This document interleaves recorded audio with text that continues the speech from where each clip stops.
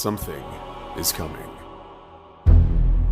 A fan podcast 65 million years in the making. Jurassic Park Minute. Now available on iTunes. And visit us at facebook.com/Jurassic Park Minute.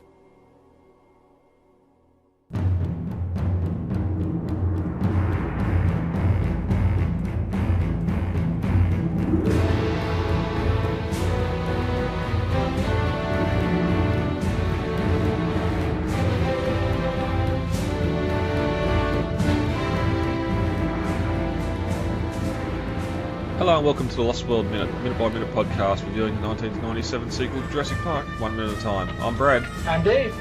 And today we're discussing minute 17 of the Lost World. And this week we have news. Jeff Goldblum confirmed to return for Jurassic World 2. Yep.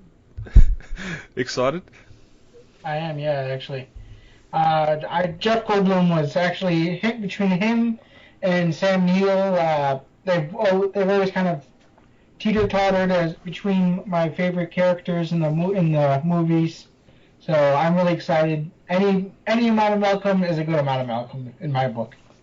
Agreed. I did just recently see him in Independence Day Resurgence, and it was probably one of the better parts of that film that I enjoyed. It's good to see him back. How big a role he's going to have, whether it's just going to be a cameo. We know it's going to be a little bit more than just his book showing up, like it did in Jurassic World. Yeah, I hope by the time it's all said and done, the movie's over, he doesn't get the same sort of hate thrown at him as Sam Neill did for Jurassic Park 3. I think we're past that now, and Colin and the writers on the team are trying to do a good job with it. They've got the time, so let's hope that it's all good from here on in. Well, personally, even since before the Jurassic World came out, I was always hoping that one of the original cast would return, and we get to see one of them, either Sam Neill or Jeff Goldblum, get to see them saying something like, "This park they'd say something foreshadowing like, "This park is set up to fail, it's doomed to fail," it's something like that, where they denounce the idea of Jurassic World. Well, that's the thing, and that was one thing missing from Jurassic World. There was no protest. Like, yes, the park had been open. The park had been open for 10 years or whatever, but there was no backstory or nothing about. Well, it felt like Jurassic Park itself didn't matter. People died. People died on that exact same island, and in some places the exact same spot. And it was just bulldozed over, and we're just going to do it again, no matter what. I know sort of Larry sort of hints at the first park being legit in that, but Claire says it's in poor taste him wearing the shirt. But hey, poor taste you're inviting guests back when the first park had its problems. Fair enough, it was human-caused issues mainly that led to the first park's fail, but. What do you think? Well, the first park I always kind of felt like it was this grand, beautiful design, and Jurassic World felt cheap. It felt commercialized, and I just didn't like that feeling. I mean, I get that would be the natural progression that Jurassic World would have taken. That Jurassic Park would have become Jurassic World eventually, with these kind of big commercialistic venues, but I still didn't really like the look of it. It just seems so generic, like a Six Flags Great America kind of deal. Yeah, and it would have sort of started to change along those lines. Like, yes, fair enough, it was investors funding the first park, but especially I reckon by mid-90s and into the 2000s. If they had the same problem here as audience numbers or tendencies dropping, people losing interest in the dinosaurs, or even more people trying to get to the island. So I still believe that original park was only meant for 15 to 20 people at a time. Just being the helicopter ride there, yes, okay, that might have been just for VIPs, but there was the only other way of getting to the island we know about was the wharf, and that was only for supply ships. The ride, the viewing area right inside the visitor centre only held about 15 people. And the most we see is Explorer 5, which 4 people per car would be 20 people anyway. So it just didn't seem like a high volume park. It just seemed like a secluded safari park. It did, which made the isolation so much more believable. It also seemed like it was this kind of more safari resort. It was less of a theme park and more of like a resort park, like something you'd see out in like the Bahamas or something, where you go to there and you'd spend a week there. It's a vacation resort, not just something you'd go to see just the attractions, but you'd go there to relax. You go there to kind of unwind. It'd be much more catered to than Jurassic World. Yeah, exactly. And it's sort of one line in the film that I dislike is when they arrive at the visitor centre and John Hammond walks in and throws his arms in the air and says, "Welcome to the most advanced amusement park in the world." Well, no, it's not an amusement park. If anything, it's always, he says before, it's a biological preserve. And even Ludlow at the end of this film says, "Why build a destination resort thousands of miles from anywhere?" That's what it is. It's a destination resort, and hey, we've got animal attractions at the same time. Yeah. Well, I think in Hammond's mind, it was supposed to be this grand amusement park, but what he built, what his dream was, and he just really didn't know how to describe it in a way. What his dream was this beautiful resort where you'd come unwind, relax, look at these incredible genetic creations, and just be in awe. They wouldn't be. I don't think Hammond would have approved of a petting zoo, for example, where you ride the baby dinosaurs. It just seemed like he would have found that somewhat cruel. Yeah. Yeah, and you can't forget too that they'll still a year away from opening, so marketing probably hadn't even had a chance to start working on how they're going to present the island to the world and everything else. Like I believe in the book, he wanted just to make the animals and have it as a preserve, but InGen wanted to recoup the losses and make it as a park. To have paying people to see the animals to recoup the money they'd spent on making them, and it does make sense to try and recoup the money somehow, but well, there it is in Malcolm's words. Time will tell how big a role he's going to have. I don't see his role coming in and taking over from Owen and Claire, unfortunately. As much as I'd want them to take a sideline for the next film, I think maybe in a post Jurassic world, they Owen and Claire look for Malcolm to say, "Hey, you were right the first time. What can we do to stop it now?" or something like that. Yeah, as long as he's not locked away in a mental institution somewhere, or InGen haven't done something to him. I can imagine being the type, though, to kind of like go to Jurassic World with a big cardboard sign that says "Dinosaur." This stuff is doomed to fail. You know, yeah. So they're going to eat and kind of scaring kids and stuff. It's sort of one thing someone was saying online there yesterday about him spouting chaos and everything else. Well, he didn't spout any chaos in this film. He by this time he'd been InGen had sort of ruined his career, and he didn't seem to be practicing chaos. Now we'll get in this minute that he's been on some research missions with Kelly, but not exactly sure what he's up to at this point in time. But anyway, we can get to that in a minute ahead. Oh yeah, that's how it always starts.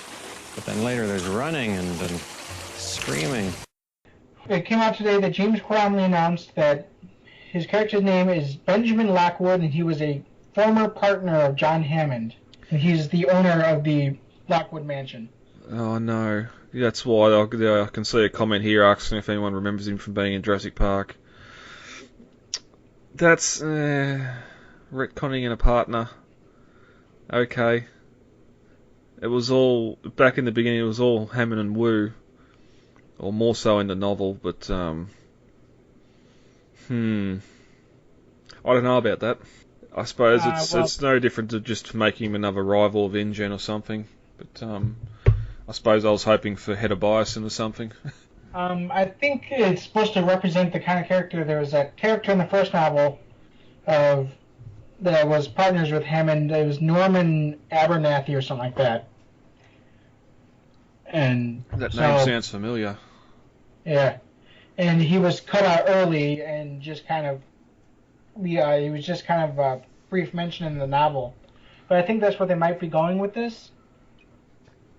I wonder if that was, I can't recall if that was brought up in the Trespasser, Hammond's memoirs, if that's where I've heard it.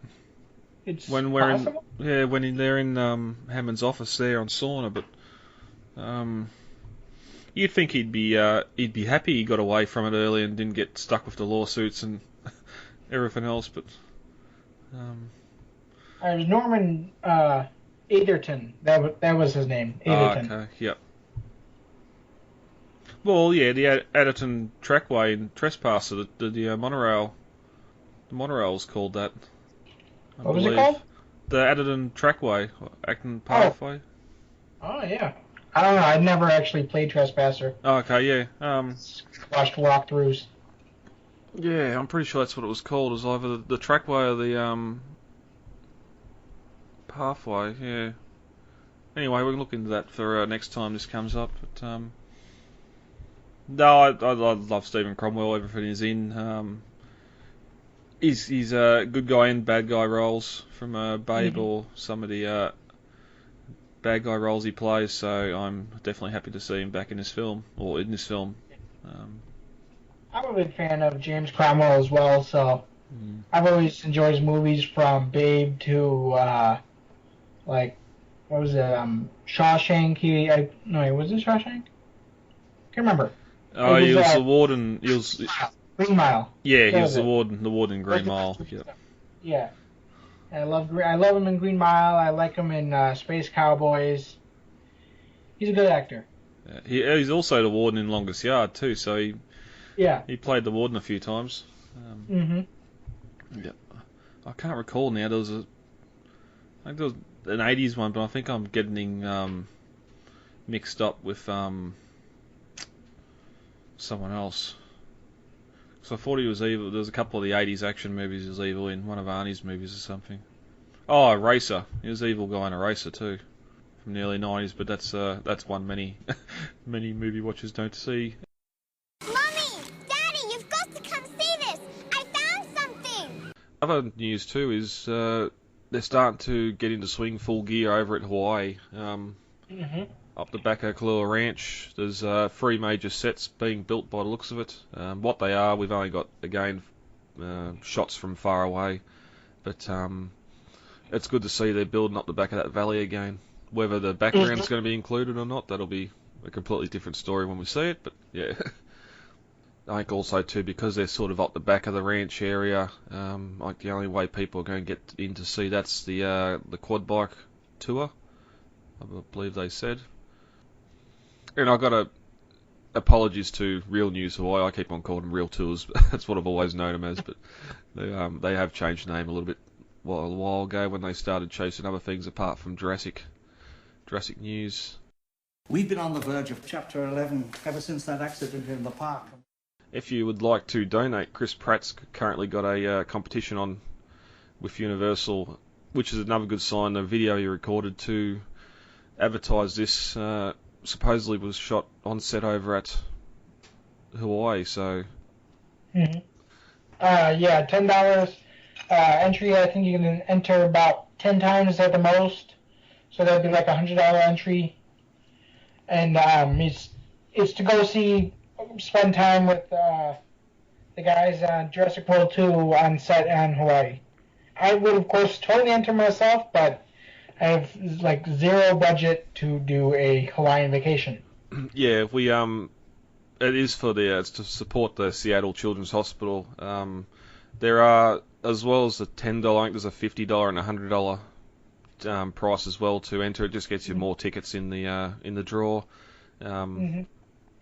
Note, it does say that airfares and that are included, but again, I wouldn't be able to have enough time off work. It's definitely towards the top of my bucket list to be over there, and to do it with Chris Pratt would be amazing. I'll just have that sort of access to the sets, because as we know, these sets don't hang around for long once filming's just said and done. So it would be an experience of a lifetime. Unfortunately, you have a couple of million Jurassic Park fans to enter as well, but it is for a good cause. So if you do have the available income or a couple $10 handy, throw it in. You never know. A lot of these things, one ticket. If you only buy one ticket, you have a chance to win. So, all right. Well, if that's it for new stuff this week, you want to get into the minute 17? Yeah, let's. All right.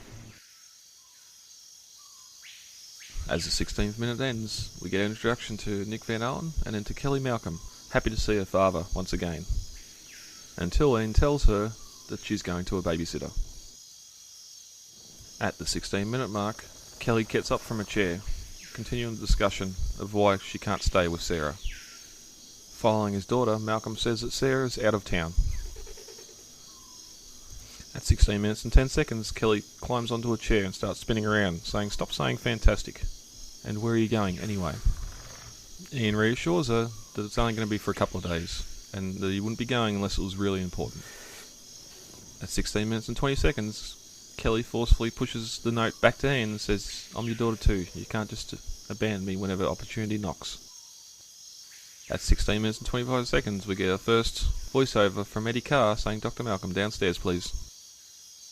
At 16 minutes and 34 seconds, as the two continue to argue, Kelly tells Ian that she wants him to crack down on her a little bit, to ground her, or to yell at her. Malcolm replies with, "Why would he?" And the famous Queen Goddess My Inspiration line. He pulls a chair over and sits down next to Kelly. At 16 minutes and 47 seconds, once again we get Eddie Carr over the PA system, "Dr. Malcolm," in an urgent voice. At the 16-minute and 58 mark, Malcolm brings up the gymnastics competition, and how she should be looking forward to it. And this ends minute 17 of The Lost World. Alright, so pretty much a talky kind of minute between Kelly and Malcolm, or Kelly and Ian. We got, coming off the last minute, a troglodyte use, or cruel, good word use. Seems like his daughter's pretty well educated, being able to come up with that sort of stuff. And she asks, why can't she stay with Sarah? Maybe another point that the two have been together for a long time. Normally, and it's probably just a result of movies and TV, you don't see a lot of stepchildren, step-parents getting along with each other, but this seems to be a pretty tight-knit family. Mm-hmm. Until someone wants to go off on a research mission, expedition or something. One thing I do love, at the 16 minute and 7 second mark, the camera pulls back around a drafting table, and we get an image of two bits of concept art. One of the observation M class on the lower right, and just above it, concept art for the rear of the trailer, with the side opening up and all that. That later become the toy, which was good. Yeah, the concept art for the AAV also becomes the toy as well. Yeah. Yeah, this scene is another great scene for concept art. We got a couple good shots of it all over the place here. Yeah. Malcolm's using fantastic too many times, which is a good little dig.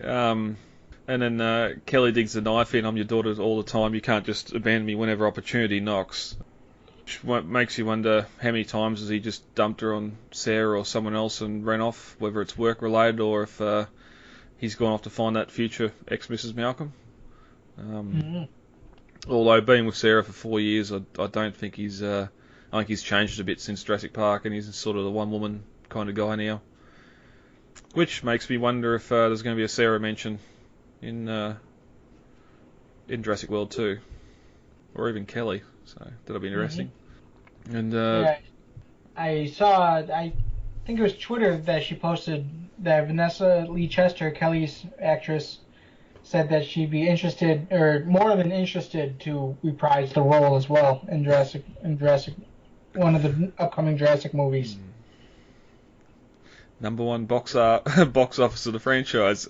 I think everyone's starting to come out of the woodwork. Uh-huh. Because I know we've had Laura Dern say she wants to come back as well, so... I don't think Sam Neill's said anything yet. I think he's been asked about it on Twitter, but he's been sort of skipping the question, which is interesting. We get the comments back from Malcolm that, gee, that hurts my feelings. Did your mother tell you to say that? Which sort of lends to the fact that maybe it was a bit of a messy divorce. Because we know from... is it this one? No, from the next minute that she split and dumped Kelly there and fled to Paris. So the breakup was that messy. She just had to get out of the country. We get another piece of concept art here as they sit down at another table with the trailers, which again is a nice bit of art. And God bless the internet for when this stuff finally come online, or once I finally got online to find it. Back in 97, 98, with the DVD and the camera, trying to take screenshots. just so I had something of it. Yeah, DVD's never paused well. And he gets the line here of Queen that got us my inspiration. I've googled that everywhere, and all I can find is this quote from the movie. So it's just something they've made up for the film. I thought it might have been from early literature or something, but I couldn't find any reference to it. And also, while these two are chatting along, we start getting the Eddie Carter over the PA. Dr. Malcolm downstairs, please. Dr. Malcolm downstairs, please. Just seems to get funny and funny each time they do it, and even It gets more and more insistent each time. Yeah. Dr. Malcolm. But then when he gets downstairs, he doesn't do anything. He it's the next minute, but he just shows him the hide. Dr. Malcolm downstairs. And gives Malcolm another trailer line. Yeah. There's there was originally meant to be more to that scene than there was. Okay. Alright, we'll get to it when we get there. And Kelly's insisting to come along with him and be a research assistant like she was in Austin. Again, we don't know what he was doing there. I don't know if it was being a mathematician. We know in the novel he was going around still lecturing about evolution and stuff like that, which I don't know why a mathematician be lecturing about evolution. Yeah, it's sort of ambiguous. We don't know what he's been up to, apart from his career being ruined by InGen. And we end out the minute with the start of Chekhov's gun, the gymnastics competition, and being cut from the team. Now that's something I always kind of figured that, and this is maybe me just projecting my own experience into the movie, was when people say, well, she's so good, why did they cut her? Well, I really don't think she actually cut her. I think she quit. That's just a little headcanon of mine, is that she quit because she wanted the attention from her father that she never got. Yeah, well that's, and I was going to bring it up in the next minute, it's never said why she was cut. It's presumed it's because she wasn't any good at it. But it could have been a number of things. There could have been too many people in the team. As you said, she wants to ground her. He wants her father to ground her or crack down on her. Maybe just trying to get attention. She's quit the team for that reason. But as we see later, I don't think because she wasn't any good. But then it doesn't. You don't have to be that difference between being competition good and just being good at gymnastics. Sort of either one's going to help you kick a raptor out a window. So. But we can talk about that in the next minute when we get to it. Is that all from this minute? Not much happening. Just a bit of dialogue between Malcolm and his daughter. This one. That's all I got. All right. All right, guys, let's get the hell out of here. Contact details are on the website, thelostworldminute.com. You can email feedback to thelostworldminute@gmail.com, Facebook, The Lost World Minute, Twitter @thelostworldminute, and Instagram, The Lost World Minute. Easy to remember. Yeah, very easy to All right. remember. David, thank you for joining me for this record. You're welcome. And we'll be back. I've been Brad. I'm Dave. And we'll talk to you all later. Goodbye. Talk to you later. Bye. It is absolutely imperative that we work with the Costa Rican Department of Biological Preserves to establish a set of rules